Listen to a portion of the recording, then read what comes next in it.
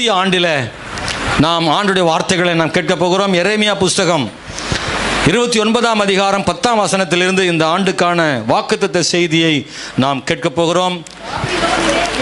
பாபிலோனில் 70 வருஷம் நிறைவேறின பின்பு நான் உங்களை சந்தித்து உங்களை இவ்விடத்திற்கு திரும்பி வர பண்ணும்படிக்கு உங்கள் மேல் என் நல் வார்த்தையை நிறைவேற பண்ணுவேன் என்று கர்த்தர் சொல்லுகிறார். அல்லேலூயா. எல்லாரும் சேர்ந்து வாசித்ததுக்கு நன்றி. இஸ்ரவேல் மக்களுக்கு தேவன் சொன்ன வாக்குத்தத்தத்தின்படி அவர்களுக்கு ஆண்டவர் அதை நிறைவேற்றினார் என்பதை பார்க்கிறோம். அன்பான கர்த்தருடைய பிள்ளைகளே, பாபிலோனில் 70 வருஷம் நிறைவேறின பின்பு நான் உங்களை சந்தித்து உங்களை இவ்விடத்துக்கு திரும்பி வர பண்ணும்படிக்கு உங்கள் மேல் என் நல்வார்த்தையை நிறைவேற பண்ணுவேன்.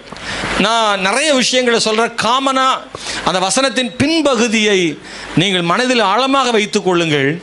தேவனாகிய ஆண்டவர் இஸ்ரவேல் ஜனங்களுக்கு சொல்லும் நல்ல ஒரு வார்த்தை என்ன சொல்கிறாருன்னா, உங்கள் மேல் என் நல்வார்த்தையை நிறைவேற பண்ணுவேன். இந்த நல்வார்த்தை அப்படின்றதுக்கு அந்த வாக்குத்தத்தத்தினுடைய இன்னொரு வார்த்தையாக நாம் எடுத்துக்கொள்ளலாம். நல்வார்த்தை, நல்வார்த்தை. ஸ்தோத்திரம்.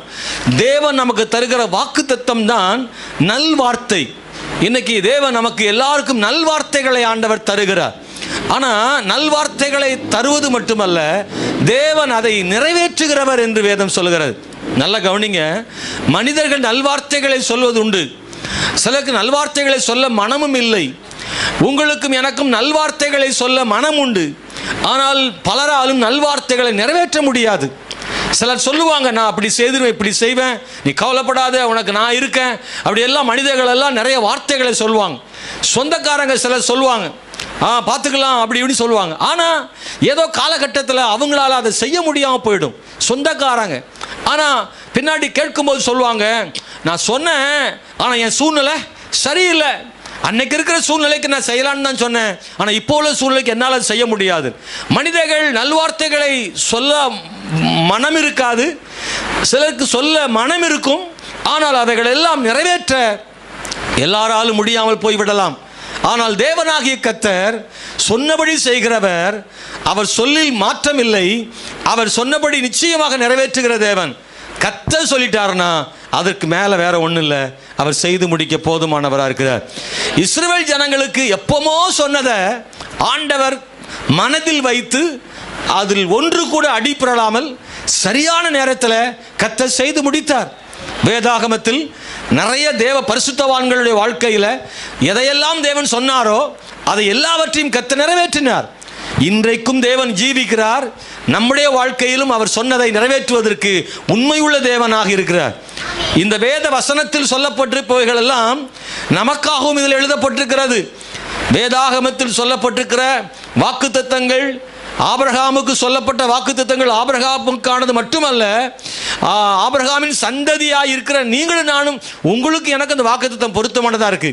கர்த்தர் நம்முடைய வாழ்வில் அதை செய்ய அவர் போதுமான தேவனாக இருக்கிறார் என்பதை மறந்து விடாதிருங்கள். அது மாத்திரமல்ல, யோசுவா புஸ்தகத்திலிருந்து ஒரு வசனத்தை வாசிக்க விரும்புகிறேன். யோசுவா புஸ்தகம் 21ஆம் அதிகாரத்தில் 45வது வசனத்தை வாசிக்க விரும்புகிறேன். யோசுவா 21:45. கர்த்தர் இஸ்ரவேல் குடும்பத்தாருக்கு சொல்லி இருந்த நல்வார்த்தைகளை எல்லாம் ஒரு வார்த்தையும் தவறி போகவில்லை, எல்லாம் நிறைவேறிற்று. இதை கேட்கிற தேவனுடைய பிள்ளைகளே, ஆண்டவருடைய வசனம் சொல்லுகிறது, இஸ்ரவேல் குடும்பத்தாருக்கு கர்த்தர் சொல்லி இருந்த நல்வார்த்தைகளில் எல்லாம் ஒரு வார்த்தை கூட தவறி போகவில்லை, எல்லாம் நிறைவேறிற்று வேதம் சொல்லுது. இஸ்ரவேல் ஜனங்களுக்கு தேவன் என்னவெல்லாம் சொன்னாரோ அதை எல்லாவற்றையும் நிறைவேற்றினார். வாக்குத்தத்தத்தை நிறைவேற்றுகிறவர் நம்முடைய தேவனாய் இருக்கிறார். அன்பானவர்களே, ஸ்தோத்திரம். இஸ்ரவேல் ஜனங்களுக்கு கொடுக்கப்பட்ட வாக்குத்தத்தம் அவர்கள் முற்பிதாக்களுக்கு சொல்லப்பட்ட வாக்குத்தத்தம். ஆபிரகாமுக்கு என்ன தேவன் சொன்னாரோ அது இஸ்ரவேலுக்கான வாக்குத்தத்தம். ஆபிரகாமின் சந்ததிகளுக்கு ஆபிரகாமுக்கு சொன்னார், உன் சந்ததிக்கு இந்த தேசத்தை தருவேன் என்று ஆண்டவர் சொன்னார். ஆதியாகமம் 12ஆம் அதிகாரத்தில் ஆபிரகாமோடு பேசும்போது 7 ஆசீர்வாதங்களை அந்த அதிகாரத்தின் முன்பகுதியில் சொல்லுகிறார். ஆபிரகாமே, ஸ்தோத்திரம். உன் சந்ததி கடற்கரை மணலை போல பெரிதா இருக்கும். நான் உன்னை ஆசீர்வதிக்கவே ஆசீர்வதித்து உன்னை பெருகவே பெருக பண்ணுவேன் என்று அவனை ஆசீர்வதித்தார். அது மட்டுமல்ல, நீ இருக்கிற இந்த தேசத்தை உனக்கும் உன் சந்ததிக்கும் தருவேன் என்று சொன்னார். எல்லாம் கர்த்தர் சொன்னதெல்லாம் ஒரு அடி புரளாமல் நடந்தது. வசனம் சொல்லுகிறது, ஒரு வார்த்தையும் தவறி போகவில்லை என்று சொல்லப்பட்டிருக்கிறது. காலங்கள் மாறினது, மக்கள் மாறினார்கள், சந்ததிகள் கடந்து போனது. தேவன் என்ன சொன்னாரோ அதை இஸ்ரவேலின் சந்ததிகளுக்கு அதை நிறைவேற்றி கொடுத்தார். எகிப்தை பற்றியும் சொன்னார். 430 வருஷம் முடிந்த பிறகு உன் சந்ததியார் இந்த தேசத்தை சுதந்தரிப்பார்கள் என்று ஆண்டவர் சொன்னார். சொன்னபடியெல்லாம் நடந்தது. இஸ்ரவேலுக்கு சொன்னபடியெல்லாம் நடந்தது போலவே உங்களுக்கும் எனக்கும் கர்த்தர் சொன்னபடி நடக்கும் என்று வேதம் சொல்லுகிறது. அல்லேலூயா. நான் 3 விஷயங்களை சொல்ல விரும்புகிறேன். தேவனாகிய கர்த்தர் இஸ்ரவேலுக்கு சொன்ன 3 ஆசீர்வாதங்களை ஆண்டவர் இஸ்ரவேலுக்கு அப்படியே செய்தார். அதில் முதல் ஆசீர்வாதம் என்னவென்றால், சுதந்தரிக்க பண்ணுவேன்னு 43ஆம் அதிகாரத்தில் சொல்லியிருக்கிறார். 43ஆம் வசனத்தில் சொல்லியிருக்கிறார். யோசுவா 21:43 படிக்கும்போது, இந்த பிரகாரமாக கர்த்தர் இஸ்ரவேலுக்கு கொடுப்பேன் என்று அவர்களுடைய பிதாக்களுக்கு ஆணையிட்ட தேசத்தை எல்லாம் கொடுத்தார். அவர்கள் அவைகளை சுதந்தரித்து கொண்டு அவைகளில் குடியிருந்தார்கள். இஸ்ரவேலுக்குன்னு ஒரு நாடு கிடையாது. இஸ்ரவேல் ஜனங்களுக்கு சொந்த பூமி இல்லை. ஆபிரகாம், ஈசாக்கு, யாக்கோபுக்கு கொடுத்த வாக்குத்தத்தத்தின்படி இஸ்ரவேலுக்கு ஒரு சுதந்திரத்தை கர்த்தர் கொடுத்தார். சுதந்தரித்துக் கொள்ளுதல். சுதந்தரித்தல் என்ன அர்த்தம்? முழுமையாக சொந்தமாக்கி கொள்ளுதல். பாருங்கள், இஸ்ரவேல் ஜனங்கள் காலமெல்லாம் அடிமைகளாக இருந்தார்கள். தன் இஷ்டப்படி வாழ முடியாமல் இருந்தார்கள். ஆனால் இந்த இஸ்ரவேல் ஜனங்களுக்கு சொந்த இடம் கிடைக்கும், சொந்த நிலம் கிடைக்கும். நீங்களே உங்கள் நாட்டை ஆளுவீர்கள், இஸ்ரவேலரே ராஜாவாக இருப்பார். இதெல்லாம் நடக்குமான்னா இஸ்ரவேல் மக்கள் கூட நம்ப முடியாத சூழ்நிலை தான். அடிமையாக இருக்கிறவர்களுக்கு தேசத்தின் சுதந்திரம் எப்படி அது சாத்தியமாகும்? நம்பிக்கையற்ற வார்த்தை தான். ஆனால் கர்த்தர் சொன்னால் அது நம்பிக்கையான வார்த்தை. அல்லேலூயா சொல்லுவோமா? அன்பான கர்த்தருடைய பிள்ளைகளே, தேவன் வாக்கு பண்ணியதை சுதந்தரிக்க பண்ணினார். தேவன் எதை சுதந்தரிக்க பண்ணுகிறார்னா, கர்த்தர் எதெல்லாம் வாக்கு பண்ணாரோ அதெல்லாம் சுதந்தரிக்க பண்ணுகிறார். இன்னைக்கு நம்முடைய வாழ்க்கையிலும் கர்த்தர் சொன்ன வாக்கின்படி சொந்தமாக்கி கொள்ள தேவன் கிருபை செய்கிறார். அல்லேலூயா. இந்த புதிய ஆண்டிலே தேவன் நமக்கு சிலவற்றை சொந்தமாக்க போறார். நம்புறீங்க? கைத்தட்டி கர்த்தரை தோத்திரம் பண்ணலாம்.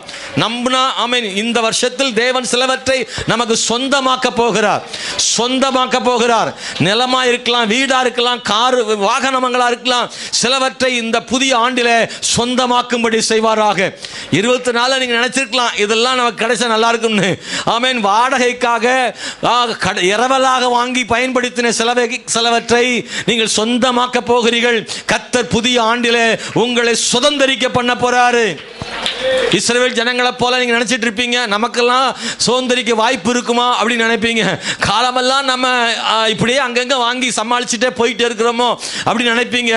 ஆமா, ஆண்டவர் இந்த வருஷத்துல இந்த 3 வசனங்களை சொல்லியிருக்கிறாரு. முதலாவது, தேவன் நீங்கள் இரவலாக வாங்கினதை, பரிமாற்றமாக வாங்கினதை, கையீடாக வாங்கினதை, இப்படி தற்காலிகமானவைகள், நிரந்தரமற்றவைகளாய் இருந்து வாங்கினவைகள் எல்லாம், பயன்படுத்தினவைகளை எல்லாம் ஆண்டவர் இந்த வருஷத்துல சொந்தமாக்குவதற்கான ஒரு ஆசீர்வாதம் தருவார் அப்படின்றத நீங்க விசுவாசிங்க. அல்லேலூயா, ஸ்தோத்திரம். அதுல சுதந்திரமாக்கி கொள்வதில் 3 விஷயத்தை சொல்ல விரும்புறேன். பாருங்க, கர்த்தர் ஒரு மனுஷனை சுதந்திரமாக்க அவர் வல்லமை உள்ள தேவனா இருக்கிறாரு. அவர் சுதந்திரமா கொடுக்கும்னு நினைச்சிட்டாருன்னா எப்படி செய்வார்னா, சொன்னதையே தருவார். சொன்னதையே தருவார். கானானை தருவேன் என்றால் கானானையே தருவார். பக்கத்தில் உள்ள சீரியாவை தரமாட்டார், மோவாபை தரமாட்டார், அம்மோனை தரமாட்டார். வருஷங்கள் 450 வருஷங்களா இருக்கலாம், 350 வருஷங்களா இருக்கலாம், அதை பற்றி கவலை இல்லை. கானானை தருவேன்னு நினைச்சு சொல்லிட்டாருன்னா, அதுக்கப்புறம் ஆண்டவர் சொல்லலை, கானானை தான் நினைச்சேன், ஆனால் இப்போ அது வாய்ப்பு இல்லை, பக்கமாக இருக்கிற இன்னொன்று தாரேன், அதை வச்சுக்கோ அப்படின்லாம் மனுஷன் சொல்லுவான். கர்த்தர் சொல்ல மாட்டார். எதை தருவேன் என்றாரோ அதை தருவார். Praise the Lord. 2, அவர் தருவேன் என்று சொன்னதை தருவதற்கு என்ன தடை வந்தாலும் அதை எல்லாத்தையும் உடைச்சு ஆண்டவர் தருவார். எத்தனை பேர் நம்புறீங்க? அன்பானவர்களே, கர்த்தர் உன்னை தருவேன்னு வாக்கு பண்ணிட்டாருன்னா என்ன இடைஞ்சல் வந்தாலும் சரி அதை எல்லாம் தாண்டி ஆண்டவர் தருவார். தர விரும்பின தேவனுக்கு தடை வந்தால் பரவாயில்லை, வேற ஒன்று அல்ல, தடைகளையும் தாண்டி ஆண்டவர் தருவார். இஸ்ரவேல் ஜனத்துக்கு கானான் தான் சொன்னாரு, ஆனால் தடை வந்துச்சது. செங்கடல், எரிகோ, யோர்தான், என்னவோ தடை. இஸ்ரவேல் ஜனங்களால் சுதந்திரிக்க முடியாத சூழ்நிலை. ஆனாலும் தேவன் என்ன சொன்னாரோ அதை கொடுத்து முடித்தார், தடைகளை தாண்டி. மூணாவது, கர்த்தர் சுதந்திரிக்க பண்ணுகிறதை நிறைவாக தருவார். குறைவுகள் வந்தாலும் அதை நிறைவாக்குவார். சில நேரத்தில் கர்த்தர் சொந்தமாக்கும்படி தருவார், ஆனால் அதில் ஒருவேளை குறைவு வந்தால் அவரே அதை நிறைவேற்றுவார். அல்லேலூயா, ஸ்தோத்திரம். அவைகளில் சில சிக்கல்கள் வரலாம், ஒருவேளை கர்த்தர் கொடுத்தவைகள் வேதனை உண்டாக்குமா? இல்லை. அன்பானவர்களே, தேவனுடைய பிள்ளைகளே, தேவன் கொடுத்தது தான். ஆனால் சில நேரங்களில் நம்முடைய அன்றாட வாழ்க்கையில், மனித வாழ்க்கையில் தடைகள் வராமல் இருப்பதில்லை, வேதனைகள் வராமல் இருப்பதில்லை, குறைவுகள் வராமல் இருப்பதில்லை, பலவீனம் வராமல் இருப்பதில்லை. ஆனால் ஒன்று, கர்த்தர் எதை தருகிறாரோ அவைகள் நடுவில் ஏதாவது பிரச்சனை வந்தால் அதை கர்த்தரே பார்த்து கொள்ளுவார். எலிசாட்ட சுனேமியால் ஒரு பெண் வந்து அவளுக்கு எல்லா பணிவிடைகளையும் செய்தார். ஆனால் குறிப்பிட்ட வேளையில் ஆண்டவர் இவள் கேட்கவில்லை. தீர்க்கதரிசி தான் சொல்லுகிறார், உனக்கு ஒரு குமாரன் இருப்பார் என்று.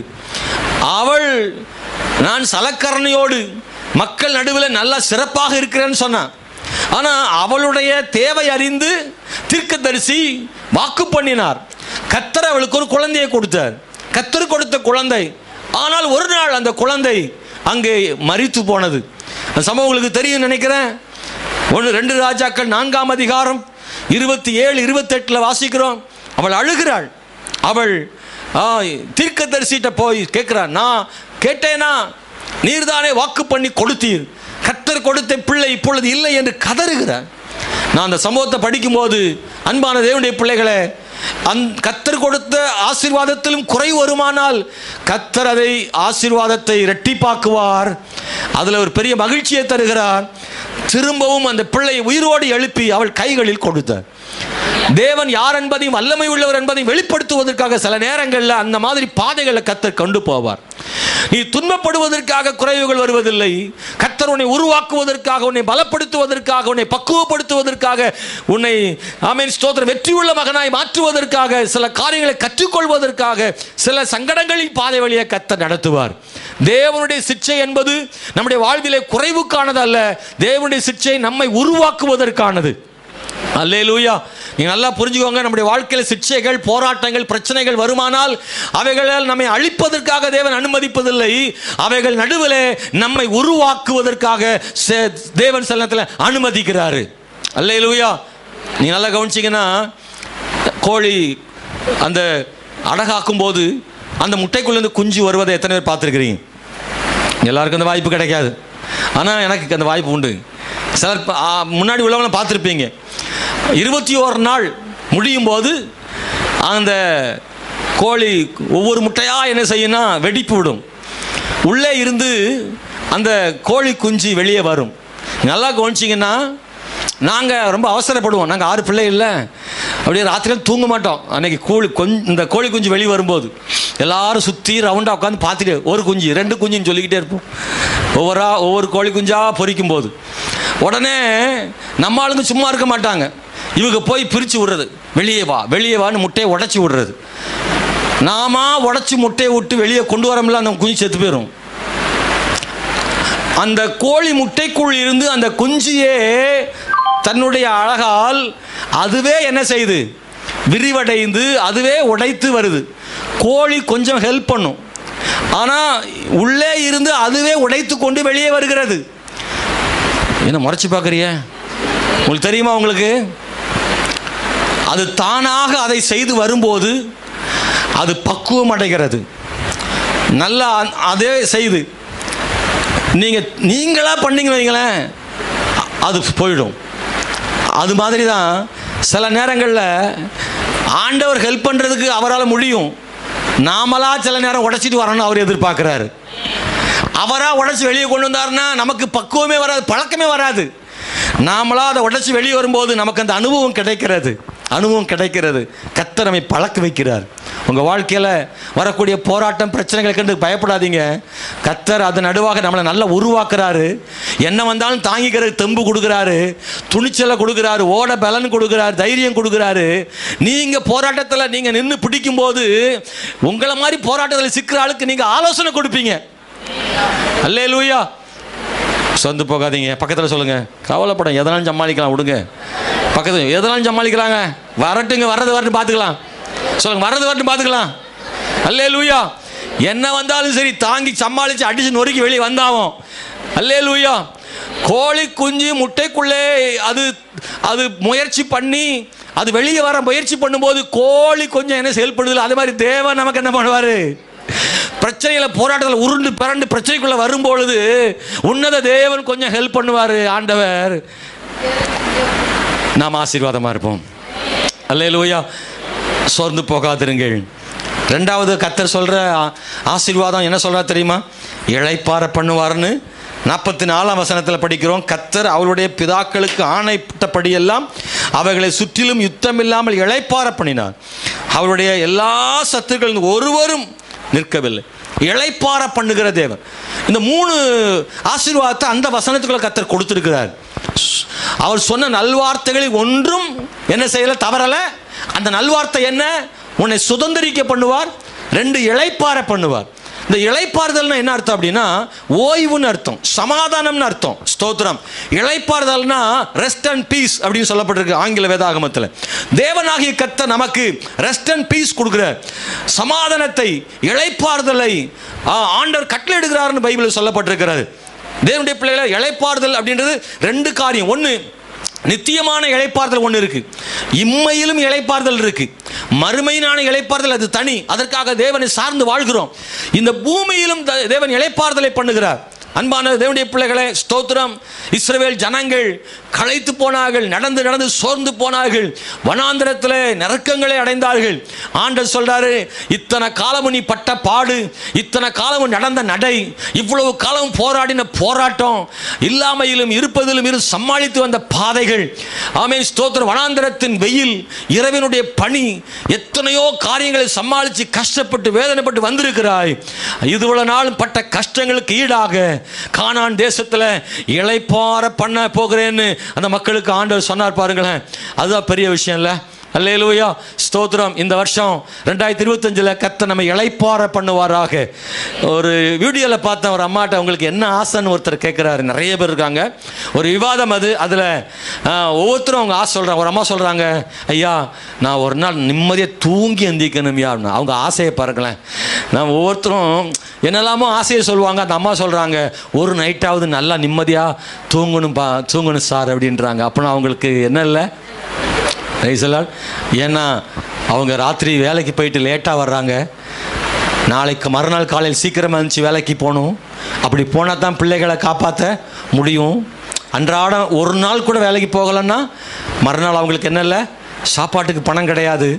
அந்த நிலைமையில் இருக்கிறாம அழுதுகிட்டு சொல்கிறாங்க, ஒரு நாளைக்கு நான் பார்த்துக்கிறேன்னு சொல்லி ஒரு நாள் ஓய்வெடு அப்படின்னு யாராவது சொன்னாங்கன்னா ஒரு நைட்டு நல்லா தூங்கி நான் விரும்புகிற நேரம் காலையில் எந்திக்கிற மாதிரி ஃப்ரீயாக ஒரு தூங்கணும்னு ஒரு அம்மா கேட்குறாங்கன்னா அவங்க மனசு எவ்வளோ உடஞ்சிருப்பாங்கன்னு யோசித்து பார்க்குறீங்களா?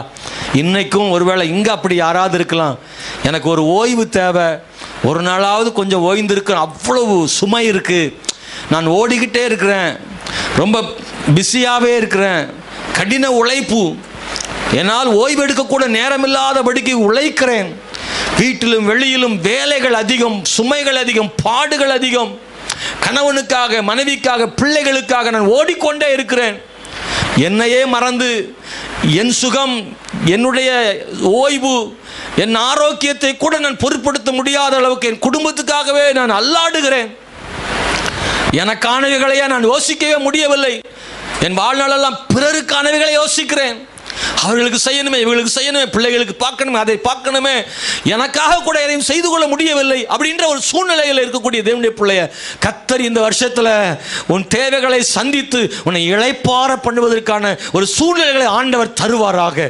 கர்த்தர் இந்த வாக்குத்தத்தத்தை இஸ்ரவேலுக்கு மட்டும் நமக்கும் ஆண்டவர் கொடுக்கிறார். அப்பாடன உட்கார இடத்துல ஹல்லேலூயா கொஞ்சம் இளைப்பாறுவதற்கான ஒரு வாய்ப்பை தேவன் தருகிற தேவன். அவர் சொல்லிய நல்வார்த்தைகளில் ஒன்றும் தவறிவிடவில்லை. ஹல்லேலூயா. எங்கேயும் சிலர் அப்படி இருக்கலாம். தொடர்ந்து ஓடினால்தான் சமாளிக்க முடியும், நான் தொடர்ந்து ஓடினால்தான் குடும்பம் நடத்த முடியும், ஒரு நாள் கூட என்னால் இளைப்பாற வாய்ப்பில்லை என்று நினைக்கிற தேவனுடைய பிள்ளைய, உன் வாழ்வில் சம்பளத்தை உயர்த்தி வருமானத்தை உயர்த்தி 7 நாளும் வேலை செய்தால் முடியும் என்ற நிலையில் இருந்து அது உன்னுடைய 6 நாளாக்கி ஒரு நாளாகி உனக்கு ஓய்வு நாளை தருவதற்கு இளைப்பாற பண்ணுவதற்கு தேவன் போதுமான தேவனாய் இருக்கிறார். இந்த வருஷத்தில் அப்படி செய்வாராக. ஒரு அல்லேலே சொல்வோமா? ஆமென் என்று சொல்லுங்கள். ஆமென். அப்படியே நடப்பதாக, எங்கள் வாழ்வில் அப்படியே நடப்பதாக ஆண்டவரே. உடம்புக்கு ஓய்வு இளைப்பாறுதல் மட்டும் இல்லை, பீஸ் சமாதானம் இல்லை, ரொம்ப முக்கியம் இல்லை. பணத்தை விட முக்கியமானது சமாதானம். ஆமாவா இல்லையா? சமாதானத்துக்காக தான் மனுஷன் எங்கெல்லாம ஓடுறான், திரியிறான், அலையிறான். மன நிம்மதி, பணத்தால் சம்பாதிக்க முடியாத மன நிம்மதி. ஆண்டவர் சொல்றாரு, இதோ உங்களுக்கு என் சமாதானத்தையே தருகிறேன், வைத்து போகிறேன்.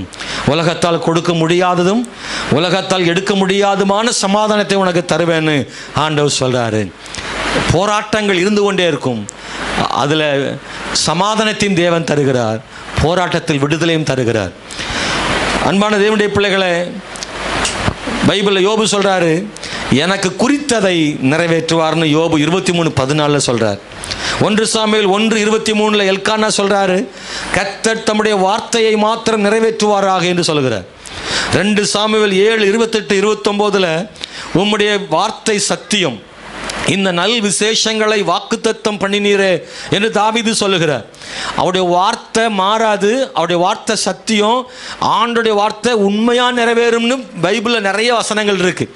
சங்கீதம் 33:4 கர்த்தருடைய வார்த்தை உத்தமமும் அவர் செய்க எல்லாம் சத்தியம் என்று சொல்லப்பட்டிருக்கிறது. நீதிமொழிகள் 30:5 தேவனுடைய வார்த்தையெல்லாம் புடமிடப்பட்டவைகள்னா அது ரொம்ப பெர்ஃபெக்டாக இருக்குன்னு அர்த்தம். ஏசாயா 40:8 வசனமோ என்றென்றைக்கு நிற்கும் என்று சொல்லப்பட்டிருக்கு. மத்தேயு 24:35 என் வார்த்தைகள் ஒரு நாளும் ஒழிந்து போகிறதில்லை, வானமும் பூமியும் ஒழிந்து போனாலும் என் வார்த்தைகள் ஒருபோதும் ஒழிந்து போகிறதில்லை என்று ஆண்டவர் அங்கே சொல்லுகிறார். அன்பான தேவனுடைய பிள்ளைகளே, இளைப்பாறுதல் ரொம்ப தேவைப்படுது. ஸ்தோத்திரம். மத்தேயு 11:28 சொல்றாரு, வருத்தப்பட்டு பாரம் சுமப்பவர்களே நீங்கள் எல்லாரும் என்னிடத்தில் வாருங்கள், நான் உங்களுக்கு இளைப்பாறுதலை தருவேன்னு இயேசு வாக்கு பண்ணுகிறார். வாக்கு பண்ணிய இயேசு பொய் சொல்வாரா? இல்லை. அவருடைய வார்த்தைகளை நாம் நம்பும் போது நம்முடைய வாழ்க்கையில இளைப்பாறுதலை தர போதுமான தேவனாய் இருக்கிறார். 1 பேதுரு புஸ்தகம் 5:7 வாசிக்கிறோம், அவர் உங்களை விசாரிக்கிறானபடியினால் உங்கள் கவலைகளை எல்லாம் அவர் மேலே வைத்து விடுங்கள் சொல்லப்பட்டிருக்கிறது. சங்கீதம் 55:22 கர்த்தர் மேல் உன் பாரத்தை வைத்து விடு, அவர் உன்னை ஆதரிப்பார் என்று எழுதப்பட்டிருக்கிறது. 1 பேதுரு 3:12 கர்த்தருடைய கண்கள் நீதிமான்கள் மேல் நோக்கமாக இருக்கிறது என்று எழுதப்பட்டிருக்கிறது. ஆண்டவரே நம்முடைய கண்ணோக்கி பார்க்கிற தேவனாய் இருக்கிறார். எபிரேயர் 4:1 வாசிக்கும் போது இளைப்பாறுதலின் வாக்குத்தத்தம் 1 அங்கே சொல்லப்பட்டிருக்கிறது. தேவன் இளைப்பாற பண்ணுவேன் என்று அங்கேயும் கர்த்தர் வாக்கு பண்ணி இருக்கிறார். அன்பான தேவனுடைய பிள்ளைகளே, இந்த இளைப்பாறுதல் வேலைகள் மத்தியில் ஒரு சமாதானம். இந்த இளைப்பாறுதல் என்பது பரபரப்பான வாழ்வின் மத்தியில் ஒரு சமாதானம். பகலெல்லாம் ஓடுகிறீர்கள், உழைக்கிறீர்கள், ஆனால் வீட்டுக்கு வரும்போது ஒரு மன நிறைவு, ஒரு சமாதானம், நல்ல தூக்கம், காலையில் சுகமாக எழுந்திருக்க பண்ணுதல், இது ஒரு இளைப்பாறுதல். ஒரு வேலையும் செய்யாமல் தூங்குற இளைப்பாறுதலை பற்றி நான் பேசல, வேலைகள் மத்தியிலேயும் ஒரு இளைப்பாறுதல் சமாதானம் இல்லை. நல்லா கவனிக்கிறீங்களா? நீங்க நிறைய வேலை செய்யாமல் சும்மா இருப்பான், ஆனால் மனசுக்குள்ள வெறுமை இருக்கும் பாருங்க. இல்லை, சமாதானம் சொல்றது நான் எதை சொல்ல உங்களுக்கு புரியுதான்னு தெரியல, அது கர்த்தர் மட்டும்தான் தர முடியும். ஸ்தோத்திரம். சிலர்கிட்ட கேட்டிருக்கேன், சார் எல்லாம் இருக்கு சார், பாக்கெட்டில் பணம் இருக்கு சார், பேங்க்ல பேலன்ஸ் இருக்கு, எல்லாமே இருக்கு, ஆனால் மனசுல என்னமோ ஒன்று ஓடிக்கிட்டு இருக்கு, ஒரே குழப்பமா இருக்குன்னு சொல்றான்ல, அது வேற. பணத்தால் அவனுடைய வாழ்வில் அந்த குழப்பத்தை மாற்ற முடியல. எல்லாம் இருக்கிற சில பணக்காரர்களுக்கு கூட மனதில் சமாதானம் இல்லாமல் இருப்பது உண்டு. கர்த்தர் சொல்றாரு, அன்பானவர்களே, ஒன்றும் இல்லாமையிலும் கூட ஒரு சமாதானத்தை கொடுக்கிற தேவனா இருக்கிறார் ஆண்டவர். கர்த்தர் அப்படி செய்ய வல்லமை உள்ள தேவன். மகிழ்ச்சியோடு வாழ தேவன் கிருபை செய்கிற தேவன். கர்த்தர் அப்படி செய்ய வல்லமையுள்ளவராக இருக்கிறார். அல்லேலூயா, ஸ்தோத்திரம். மூணாவது பாருங்க, ஒன்று சொல்ல முடியும், சத்துருக்களின் மேல் ஒரு பெரிய ஜெயம். 44 வசனத்தில் சொல்றாரு. அங்கே நான் வாசிக்கிற போது 44 பாருங்கள், அவர்களுடைய எல்லா சத்துருக்களிலும் ஒருவரும் அவர்களுக்கு முன்பாக நிற்கவில்லை. அவர்கள் சத்துருக்களை எல்லாம் கர்த்தர் அவர்கள் கையில் ஒப்பு கொடுத்தார். கர்த்தர் உங்கள் சத்துருக்களை உங்கள் கையில் ஒப்பு கொடுப்பாராம். நீங்கள் அவங்க கையை பிடிக்கணுமா அப்படிலாம் இல்லை. அதுக்கு என்ன அர்த்தம் தெரியுமா? உங்கள் சத்துருக்களை உங்ககிட்ட வந்து நிற்க பண்ணுவார். உங்கள் சத்துருக்களை உங்கள்கிட்ட சரணடைய பண்ணுவார். உங்கள் சத்துருக்கள் உங்களில் தோற்று போவார்கள். உன்னோடு கர்த்தர் இருக்கிறதுனால உன்னை நான் ஒன்றும் செய்ய முடியவில்லை என்று சத்துருக்கள் சொல்லும் அளவுக்கு உங்கள் கூட ஆண்டவர் இருப்பார். அல்லேலூயா. எத்தனை பேர் நம்புறீங்க? எத்தனை பேருக்கு சத்துருக்கள் இருக்காங்களா? எண்ணிக்கையில் அடங்காது பாஸ்டர். அல்லேலூயா. நான் ஒரு பாட்டு பாடினேன்ல, சத்துருக்கள் ஒட்டுமொத்தமாக வரும்போது, கண் பார்க்கும் தூரமெல்லாம் இருள் சூழ்ந்த நேரத்திலும் கூட தேவன் உனக்கு ஒரு வெளிச்சத்தை தருவார்னு அந்த பாட்டு வரி சொல்லுது.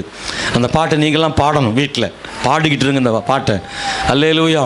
தேவனாகி ஆண்டவர் சத்துருக்கள் கையில் ஆண்டவர் வெற்றியை ஆண்டவர் தரப்போதுமான தேவனாக இருக்கிறாரு. உங்களை பகைத்தவர்கள், நீங்கள் நல்லா இருக்கக்கூடாதுன்னு நினைத்தவர்கள், உங்கள் வாழ்க்கையை கெடுக்க எண்ணினவர்கள், உங்களை ஒன்றுமில்லாமல் ஆக்கும்படி பிரயாசப்பட்டவர்கள், உங்களை குழியில் தள்ளுவதற்கு குழி தோண்டினவர்கள், அதற்கு சப்போர்ட்டாக மண்வெட்டி எடுத்து கொடுத்தவர்கள், இப்படி பட்டியலில் ஏகப்பட்ட பேர் உங்களுக்கு எதிராக நிற்கலாம். ஆனால் தேவன் சொல்றாரு, உன் சத்துருக்களை உன் கையிலே கர்த்தர் ஒப்பு கொடுப்பாராம். அல்லேலூயா, ஸ்தோத்திரம். அன்பான தேவனுடைய பிள்ளைகளே, இது நான் சொல்லுகிற வார்த்தை வெறும் வார்த்தை அல்ல, இதை ஆண்டவர் செய்திருக்கிறார். இதை ஆண்டவர் செய்திருக்கிறார். அன்பானவர்களே, சுற்றிலும் இருக்கிற எத்தனையோ சத்துருக்கள் மத்தியில் இந்த இஸ்ரவேல் ஜனங்களுக்கு ஒரு பெரிய வெற்றி ஆண்டவர் கொடுத்தார். இளைப்பாற பண்ணினார்.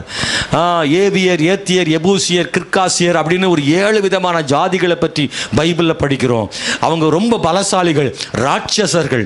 ஆனால் தேவன் அவங்க எல்லார் மேலையும் ஒரு பெரிய வெற்றி ஆண்டவர் கொடுத்தார். ஒரு நாளும் இஸ்ரவேல் ஜனங்கள் அவங்களை ஜெயிக்க முடியாத அளவுக்கு ரொம்ப பலசாலிகள். ஏன்னா மோசே அனுப்பி விடும்போது 12 வேவுக்கார போய் பார்த்துட்டு வராங்க. அதில் 10 பேர் சொன்னாங்க, நம்மளால ஜெயிக்கவே முடியாது, அவங்க ரொம்ப பலசாலிகள்னு. ஆனால் ஆண்டவர் பாருங்க, எது முடியாதுன்னு அவங்க சொன்னாங்களோ அதை கர்த்தர் முடிய பண்ணி இஸ்ரவேலுக்கு முன்பாக அந்த சத்துருக்கள் எல்லாம் துரத்தப்பட்டார்கள். தேசத்தை கொடுத்து இளைப்பாற பண்ணி எல்லா சத்துருக்கள் மேலும் தேவன் வெற்றியை கொடுத்தது போல உங்களுக்கு எனக்கு இந்த புது வருஷத்தில் ஒரு பெரிய ஜெயத்தை ஆண்டவர் தருவார். கைத்தட்டி அந்த வார்த்தையை ஏற்றுக்கொள்ளுங்க. அந்த வசனத்தை அப்படி அங்கீகரித்துக் கொள்ளுங்க.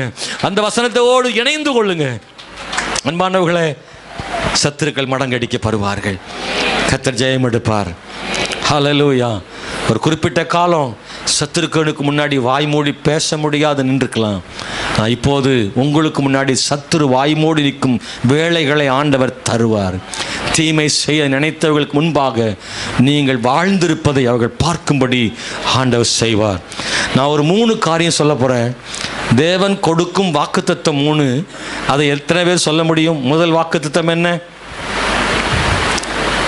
இவ்வளோ மோசமாக உட்காந்துட்டியே? ஃபர்ஸ்ட் ஆண்டவர் கொடுத்த வாக்குத்தத்தம் என்ன? சுதந்தரிக்க பண்ணுவார். 2 என்ன? இளைப்பாற பண்ணுவார். 3 சத்துருக்களின் மேல் ஜெயம் தருவார். மீண்டும் சொல்ல விரும்புகிறேன், தேவன் நமக்கு தருகிற ஆசீர்வாதம் என்ன? 1, கர்த்தர் உங்களை சுதந்தரிக்க பண்ணுவார், சொந்தமாக்கும்படி செய்வார். 2, ஆண்டவர் இளைப்பாற பண்ணுவார், மன அமைதி சமாதானம் ஆண்டவர் தந்து நிரப்புவார். 3, உங்கள் சத்துருக்களின் மேலே ஜெயத்தை ஆண்டவர் தருவார். இந்த 3 உங்கள் வாழ்க்கை நடக்கணும்னா நாம ஒரு 3 காரியம் செய்யணும். நான் ஒண்ணுமே செய்ய மாட்டேன், அவர் வானம் திறந்து கொட்டணும் அப்படின்னு சிலர் நினைப்பாங்க. இல்லை, சிலர் காசெல்லாம் என்னாலாம் ஒன்றுமே செய்ய முடியாதுப்பா, கர்த்தர் பார்த்து எனக்கு எதனாலும் செய்யட்டும், ஆண்டவர் மட்டும் எனக்கு தரட்டும் நினைப்பான். இல்லை, நாம் ஒன்றும் செய்யாமல் அவர் ஒன்றும் தரமாட்டார். சொல்லுங்க, நம்ம எதுவும் செய்யாமல் நம்மகிட்ட கர்த்தர் எதிர்பார்க்குறாரு. சிலர்லாம் போர்வை மூடி தூங்குவானுமா, அவர் ஆண்டவராக வந்து கூரையை பிச்சு அங்கேருந்து பொத்துன்னு 100 ரூபா கட்டா போட்டால் நல்லா இருக்குமா. இவங்க ஜெபம் பண்ண மாட்டாங்க, போர்வையை மூடி தூங்குவாங்க. பைபிள் படிக்கிறதில்ல, எதுவுமே பண்ணுறதில்ல, சர்ச்சுக்கு ஒழுங்காக வர்றதில்ல. ஆனால் கர்த்தர் மட்டும் என்ன செஞ்சிடணும்? கொட்டிடணுமா? ஹலோ, ஆண்டவருடைய வார்த்தையை நம்ம கேட்காம ஆண்டவர் நம்ம வார்த்தையை கேட்கணும்னு நினைக்கிறது என்ன நியாயம் இருக்குது? இல்லையல்லவா? நான் சொல்கிற 3 காரியம் ஆண்டவர் சொல்கிறாரு, நான் அவனை ஆசீர்வதிக்க வேண்டும் என்றால் இந்த 3 காரியங்கள். உபாகமம் 11ஆம் அதிகாரம் 9ஆம் வசனத்தை படிக்க போகிறோம்.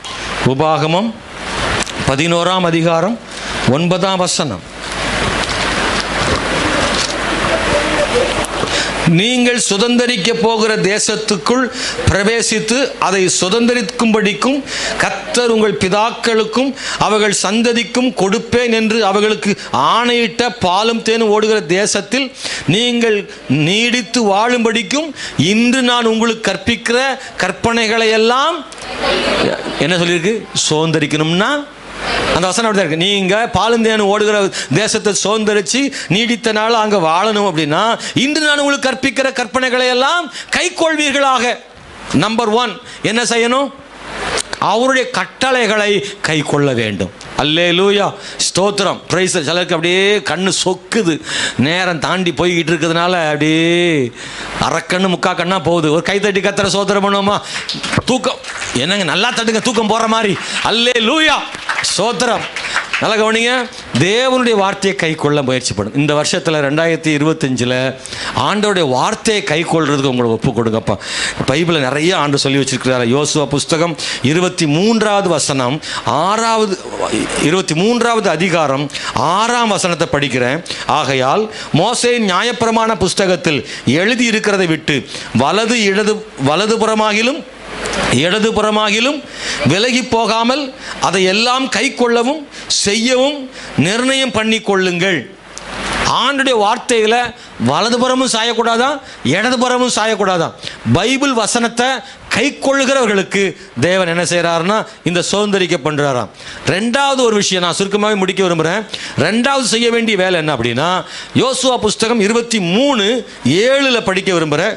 23:7 உங்களுக்குள்ளே மீதியாக இருக்கிற இந்த ஜாதிகளோடு கலவாமல் அவர்களுடைய தேவர்களின் பெயரை நினையாமலும் அவைகளை கொண்டு ஆணையிடாமலும் அவைகளை சேவியாமலும் பணிந்து கொள்ளாமலும் இருக்கும்படி எச்சரிக்கையாக இருங்கள். ஆண்டவர் சொல்றார், சுதந்திரிக்கணும்னா, ஆசீர்வாதத்தை பெற்றுக்கொள்ளணும்னா, சமாதானம் இளைப்பாறுதலை பெற்றுக்கொள்ளணும்னா செய்ய வேண்டியது என்ன அப்படின்னா, நீங்க அவர்கள் ஆராதனை செய்த அந்நிய தேவர்களை ஆராதிக்க கூடாது. ஒரு வரியில் சொன்னால் நீங்கள் வேறுபட்ட ஜீவியம். அல்லேலூயா. நமக்கும் உலகத்திற்கும் இடையில ஒரு பிளவு இருக்கணும். நம்முடைய பழைய வாழ்க்கை புதிய வாழ்க்கை என்று வித்தியாசம் இருக்க வேண்டும். உலகத்தோடு உலகமாக வாழ்ந்து விடக்கூடாது. நான் தேவ பிள்ளை என்று தனித்து நிற்க வேண்டும். உலகத்தோடு கலந்து விடாதிருங்கள், உலக வழிபாடுகளோடு கலந்து விடாதிருங்கள். நாம் தேவனால் அழைக்கப்பட்டவர்கள், வேறு பிரிக்கப்பட்டவர்கள். உலக மக்களைப் போல நீங்கள் செய்தால் நிச்சயமாக சுதந்திரிப்பை தேவன் தருவதில்லை. நம்மை தேவன் எகிப்தின் அடிமைத்தனத்திலிருந்து வெளியே எடுத்து விட்டார். நீங்களும் நான் இப்பொழுது தேவ பிள்ளைகள். மீண்டும் எகிப்தின் பாவ பழக்கத்துக்குள் போய்விடக் கூடாது. ஹல்லேலூயா.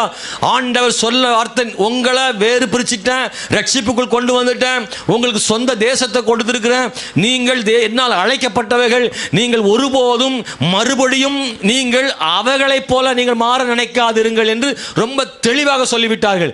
ரட்சிக்கப்பட்ட தேவனுடைய பிள்ளைகள் ஒருபோதும் இன்னும் அந்த விக்கிரக ஆராதனைக்குள்ளே நீங்கள் விட்டு வந்த மறுபடியும் அந்த பழைய வாழ்க்கைக்குள்ளே நீங்கள் போனால் தேவனுடைய ஆசீர்வாதத்தை பெற்றுக்கொள்ள முடியாது. அப்ப தேவன் ஆசீர்வதிக்கணும்னா வேறுபட்ட ஜீவி இருக்கணும். ஒரு சொல்லுங்க, அவங்கள மாதிரியே வாழ்ந்துகிட்டு இருந்தா முடியாது. என்னுடைய தனித்துவத்தை ஒருபோதும் விட்டுறக்கூடாது. அது ரொம்ப முக்கியமானது. அல்லேலூயா. 3வது யோசுவா 23:11. யோசுவா 23:11.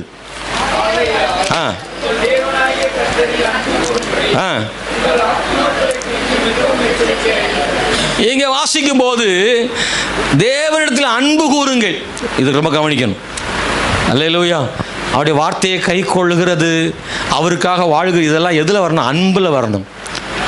இந்த 2025 வசனத்தை விட்டுறாதீங்க.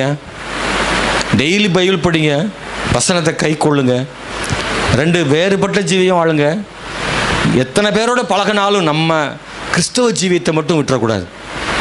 3 ஆண்டவரை மனதார நேசிக்கணும். அவரை மாதிரி நம்மளை நேசிக்க யாரும் இல்லை. சிலுவையில் உயிர் கொடுக்கும் வரை நேசித்தார், தன் உயிர் பிரியும் வரை நம்ம நேசித்தார். அந்த இயேசுவை, அந்த ஆண்டவரை மனப்பூர்வமாக நேசிங்க. அன்பு கூர்ந்து எதனால் செய்யுங்க. அன்பால் செய்வதற்கும் கட்டாயத்திற்காக செய்வ வித்தியாசம் இருக்குது. ஆமாவா இல்லையா? நான் அடிக்கடி உதாரணம் சொல்லுவேன். அம்மா வீட்டை பெருக்க சொல்கிறாங்கன்னு வைங்களேன், பிள்ளைய அம்மா மேலே உள்ள பாசத்தில் அம்மாவுக்கு பாவம் கை வலிக்கும், அம்மா ரொம்ப வேலை செய்கிறாங்க, அம்மா பாவம்னு பெருக்கிற பிள்ளைக்கும் இந்த பொம்பளையோட தொந்தரவு போச்சுன்னு பெருக்கிற பிள்ளைக்கும் என்ன வித்தியாசம் நினைக்கிறீங்க? ரெண்டு இருக்கா இல்லையா? ரெண்டு இருக்கும். சில வீட்டில் அம்மா மேலே பாசத்தில் பிள்ளை ஐயோ பாவம் அம்மா ரொம்ப வேலை செய்கிறா ஹெல்ப் பண்ணுவோன்னு பெருக்கும். சில வீட்டில் ஷூ என்னையே தான் போட்டு ஒயாமல் என்னையவே போடு அப்படின்னு கத்திக்கிட்டே ஒரு பிள்ளை பெருக்கும்ல. இந்த ரெண்டுக்கு என்ன வித்தியாசம் சொல்லுங்க? அந்த அம்மாவுக்காக அம்மா மேலே உள்ள அன்புனால வேலை செய்கிற பிள்ளை எப்படி தெரியுமா செய்யும்? கிளீனாக சுத்தமாக்கும், பொறுமையாக செய்யும், முழுமையாக முடிக்கும், கதவுக்கு பின்னாடி ஒதுக்கி வைக்காமல், ஏங்க பாஸ்டர் கரெக்டாக சொல்கிறாரு, பீரோவுக்கு பின்னாடி ஒதுக்கி வைக்காமல், நிலப்பக்கம் ஒதுக்கி வைக்காமல், குப்பை மரத்தில் அள்ளி கொண்டு டஸ்ட்பினில் போடும். ஆனால் இந்த பொம்பளையோட உபத்திரமாக போச்சு அப்படி அழுதுகிட்டு செய்யுதில்ல, அந்த பிள்ளை என்ன தெரியுமா? அங்கிட்டு ஒரு அடி அங்கிட்டு ஒரு அடி, விளக்கமாரே பாதி பிஞ்சு போயிடும். அப்படி அடித்து இப்படி அடித்து கொண்டு போய் கடைசியில் ஒரு ஓரமாக சேர்த்து வச்சுட்டு விளக்கமாறு அப்படி பறக்கும், அப்படியே ரோலிங்கில் போய் அந்த விளக்கமாரி டமால்னு போய் விடும். இதுலேயே தெரிஞ்சுக்கணும், அடுத்து பெருக்க சொல்லலாமா வேணாமா அப்படின்னு அவங்க அம்மா நினைக்கணும். கடைசியில் அந்த அம்மா சொல்லும், உன்னை சொல்கிறதுக்கு நானே செஞ்சு தொலைக்கேன் போ தொலை அப்படின்னு அந்த அம்மா விளக்கமாறு எடுத்து அப்புறம் பெருக்கி சுத்தம் பண்ணும். இது செய்கிறத விட செய்ய நிறைய விசுவாசி அப்படிப்பட்ட ஆளாக இருக்குது. ஆண்டவரை நேசித்து பைபிள் படிக்கிற ஆள் என்ன செய்து பொறுமையாக உட்காந்து ஆராய்ஞ்சு படிக்கி. கட்டாயத்துக்காக படிக்கிறது, இந்த பாஸ்ட் வேறு ஒயாம் படின்னு சொல்கிறாரு, டெய்லி படிக்கணும், வேறு பேப்பர் வேறு கொடுத்துருக்காரு, என்ன செய்கிறதுன்னு வேகமாக கர்த்தர் மேய்ப்பராக இருக்கிறார் அவர் விருன்னு படித்து முடித்து கடைசியில் பைபிள் தூக்கி பொத்துன்னு போட்டு போயிரு. அன்பால் தேவனுக்காக செய்வதற்கும் கடமைக்காக செய்வதற்கு வித்தியாசம் இருக்குது. பைபிளில் பவுல் சொல்கிறாரு, நீங்கள் எதை செய்தாலும் கர்த்தருடைய நாமத்தின் மகிமைக்காக செய்யுங்கள். நீங்கள் என்ன பண்ணாலும் சரி, பைபிள் படித்தாலும் ஜோமம் எதை ஆண்டவர் மேலே அன்பால் செய்யுங்க, அன்பால் செய்யுங்க. அப்பா அம்மா சொல்கிறாங்க ஜெபம் பண்ண சொல்கிறாங்க, வீட்டில் ஒரே ஜெபிக்க சொல்கிறாங்க, பைபிள் படிக்க சொல்கிறாங்க, சர்ச்சுக்கு கூப்பிடுறாங்க, காணி கொடுக்க சொல்கிறாங்க, ஊழியம் செய்ய சொல்கிறாங்க. எல்லாமே நம்மளை சொல்கிறத வெறுப்போடு செய்யாதீங்க. நீங்கள் பிரியமில்லாமல் ஆண்டவருடைய காரியம் ஜெபம் எதனால் வெறுப்பாக செய்து ஒரு பிரயோஜனம் கிடையாது. கட்டாயமாக செய்கிறது இல்லை, மனப்பூர்வமாக அப்படிதான் சொல்லி, கட்டாயமாயும் அல்ல, வசனம் சொல்லுங்க, விசனமாயும் அல்ல, மனப்பூர்வமாக கொடுங்கன்றார். அது அப்போ என்ன அர்த்தம்? அதில் தான் என்ன இருக்குது? ஆசீர்வாதம் இருக்குது. Praise the Lord. ரொம்ப முக்கியம், மனப்பூர்வமாக செய்யுங்க. எதனாலும் கர்த்தருக்காக. நம்ம கண்கள் மூடி ஜெபம் பண்ண போகிறோம். இந்த ஆசீர்வாதம் மூன்றையும் மறந்துடாதீங்க. அந்த 3 ஆசீர்வாதங்களை பெற்றுக்கொள்வதற்கான 3 கட்டளைகளை மறந்துடாதீங்க. நம்ம எல்லாரும் எழுந்து நின்று ஜெபித்து முடிக்க போகிறோம். ரொம்ப முக்கியமான ஒரு நேரம், நாம் எல்லாரும் அர்ப்பணம் செய்கிற நேரம், அர்ப்பணம் செய்கிற நேரம், அர்ப்பணம் செய்கிற நேரம். ஓ ஜீசஸ் ரிகாரா சந்தானா தூராமா ரீபாலா தாராமா. இருக்கிற இடத்துல அப்படியே கண்ணை மூடி ஒரு முறை கூட ஆண்டவர்கிட்ட ஒப்பு கொடுத்து, இயேசுவே ஸ்தோத்திரம், பிரைஸ் தி லார்ட். ஆண்டவரே, தேவ கிருபைக்காக ஸ்தோத்திரம், உங்கள் வல்லமைக்காக நன்றி. கர்த்தருடைய வார்த்தையை சுதந்திரிக்க பண்ணுவேன்னு சொன்னீங்களே, இளைப்பாற பண்ணுவேன்னு சொன்னீங்களே, சத்துருக்கள் மேலே ஜெயம் தருவேன்னு சொன்னீங்களே, இந்த 3 ஆசீர்வாதத்தை இன்னைக்கு எதிர்பார்த்துருக்கிற தேவ பிள்ளைய உங்களுக்காக ஆண்டவர் தீர்க்க தரிசனமாக பேசியிருக்கிறார். இந்த 3 சிலருக்கு ரொம்ப அவசியமான ஒன்று. போராட்டத்தில் இருக்கிற உங்களுக்கு ஒரு வெற்றியை தருவார். மன நிறைவில்லாமல் சமாதானமற்று இருக்கிற உனக்கு சமாதானம் தரும். சொந்தமாக்க வேண்டிய சூழ்நிலையில் சொந்தமாக்க பண்ணுவார். போராடி கொண்டிருக்கிற தேவ பிள்ளைய இந்த வருஷத்தில் உனக்குரியதையும் சொந்தமாக்கி கொள்ள, சொந்தமாக்கும்படி விரும்புகிறதையும் சொந்தமாக்குவதற்கு சுதந்திரிக்க பண்ண கர்த்தர் போதுமானவர். நான் இந்த 3 ஆசீர்வாதங்களை பெற்றுக்கொள்வதற்கு நான் கர்த்தருடைய வார்த்தையை அதை விட்டு விலகாமல் இருக்கணும். தேவனுடைய வசனத்துக்கு முக்கியத்துவம் கொடுக்கணும். ஒரு வேறுபட்ட ஜீவியம் இருக்கணும். எங்கே படித்தாலும், எங்கே வேலை செஞ்சாலும், எங்கே போனாலும், எங்கே குடியிருந்தாலும் நாம் கர்த்தருடையவர்கள் என்பதை மறந்துடக்கூடாது. ஆண்டவரை அன்பாக நேசிக்கணும். உண்மையாக கர்த்தரை நேசித்து வாழும். இந்த கால வேளையில் கர்த்தர் நம்மோடு பேசியிருக்கிறார். இந்த வார்த்தையை நீங்கள் சுதந்திரிக்க விரும்புகிறவங்க, இந்த வாக்குத்தத்தமாக எடுத்துக்கொள்ள விரும்புகிறவங்க, யாரோடெல்லாம் ஆண்டவர் பேசினாரோ கை உயர்த்தி, கண்ணை மூடி கை உயர்த்தி, இந்த 2025 அப்பா அந்த வசனத்தின்படி என்னை ஆசீர்வதிக்க என்னை முழுமையாக ஒப்பு கொடுக்குற ஆண்டவரே. வாக்குத்தத்தத்தின் மேலே ரொம்ப கவனம் செலுத்த வேண்டாம், இந்த கட்டளைகள் மேலே ரொம்ப கவனம் செலுத்துங்க. அப்பா, நீங்கள் சொன்னபடி நான் வசனத்தை பிடித்து கொள்ளுகிறேன். நீங்கள் சொன்னபடி ஒரு வேறுபட்ட வாழ்க்கை வாழ்கிறேன். நீங்கள் சொன்னபடி நான் உண்மையாய் அன்பு கூறுகிறேன். இந்த 3ஐயும் நான் செய்ய விரும்புகிறேன்றவங்க கை உயர்த்தி கர்த்தர்ட்ட அர்ப்பணம் செய்யுங்க. இந்த புது வருஷத்தில் தேவன் உங்களுக்கான ஆசீர்வாதத்தை யாரும் தட்டி பறிக்க முடியாது. கர்த்தர் உங்களை ஆசீர்வதிக்க நினச்சிட்டாருன்னா யாரும் தடுக்க முடியாது. தேவ பிள்ளைய, நீங்கள் கர்த்தருக்கு மாத்திரம் பிரியம் இருந்தால் போதும், எல்லாத்தையும் ஆண்டவர் பார்த்து கொள்வார். O Jesus, hallelujah. O mighty God. ஆண்டவரே, நீர் பெரிய காரியங்களை செய்கிற தேவன். இன்னைக்கு இந்த ராத்திரி கால வேளையில் இந்த புதிய வருஷத்தில் நம்முடைய பிள்ளைகளுக்கு அப்படி செய்ய போகிறபடியால் நன்றி ஆண்டவரே. நாங்கள் இன்னைக்கு இந்த காலையில் இந்த ஆராதனை இந்த வார்த்தைக்கு ஒப்பு கொடுக்குறோம் ஆண்டவரே. எங்களோடு பேசினபடி நாங்கள் ஒப்பு கொடுக்குறோம் ஆண்டவரே. ஐயா, குறைகளை மன்னிங்க, குற்றங்களை மன்னிங்க கர்த்தாவே. கடந்த வருஷத்தில் ஒருவேளை நாங்கள் சில காரியத்தை செய்யாமல் விட்டுருக்கலாம், ஆனால் இந்த வருஷத்தில் அப்படி இல்லை ஆண்டவரே. நாங்கள் செய்யும்படி எங்களை கர்த்தருக்கு ஒப்பு கொடுக்குறோம் ஐயா. தேவனே மை ஸ்தோத்திரம். ஹல்லேலூயா. எங்கள் மனசில் இந்த 3ஐயும் ஆழமாக பதிய வைக்க விரும்புகிறோம் ஆண்டவரே. கர்த்தாவே, நீர் என்ன சொல்லுகிறோம் அதை செய்ய நாங்கள் ஆயத்தம் ஆண்டவரே. இந்த புது ஆண்டில் நாங்கள் உமக்காக ஓட விரும்புகிறோம், உமக்காக வாழ விரும்புகிறோம். இயேசுவே, இந்த உலகம் எங்களை பற்றி பிடிக்காதபடி, பாவம் எங்களை தொடராதபடி ஆண்டவர் உமக்காக வாழும்படி தேவன் கிருபை செய்யும்படி ஜெபிக்கிறோம். வானாதி வானங்களுக்கு மேலாக உயர்ந்த எங்கள் தேவன் கர்த்தர் ஒவ்வொருவரையும் ஆசீர்வதிப்பீராக. இந்த புதிய ஆண்டிலே நம்முடைய பிள்ளைகளுக்கான வாசல் திறக்கப்படுவதாக என்று ஜெபிக்கிறோம் ஆண்டவரே. ஸ்தோத்திரம். தடைகள் உடைக்கப்படுவதாக, சாசு தொற்று போகட்டும் ஆண்டவரே. கர்த்தாவினுடைய பிள்ளைகள் ஜெபித்து வெற்றி பெற தேவனுடைய அனுக்கிரகம் அவர்கள் மேல் இருப்பதாக என்று ஜெபிக்கிறோம். என் தேவன், நம்முடைய பிள்ளைகள் மேல் கிருபையாயிருங்கப்பா. உங்க பிள்ளைகள் மேல் கிருபையாயிருங்க ஆண்டவரே. ஆசீர்வதிங்க ஆண்டவரே. வல்லமையால நிரப்பும்படியாக ஜெபம் பண்ணுகிறோம் ஆண்டவரே. தேவ கிருபை மேலானது, வழி நடத்துங்கப்பா ஆண்டவரே. இந்த ஆராதனையின் மூலமாக பிள்ளைகள் ஆசீர்வதிக்கப்படுவார்களாக காத்துக்கொள்ளுங்க ஆண்டவர். இயேசுவின் நாமத்தில் ஜெபிக்கிறோம் நல்ல பிதாவே, ஆமென்.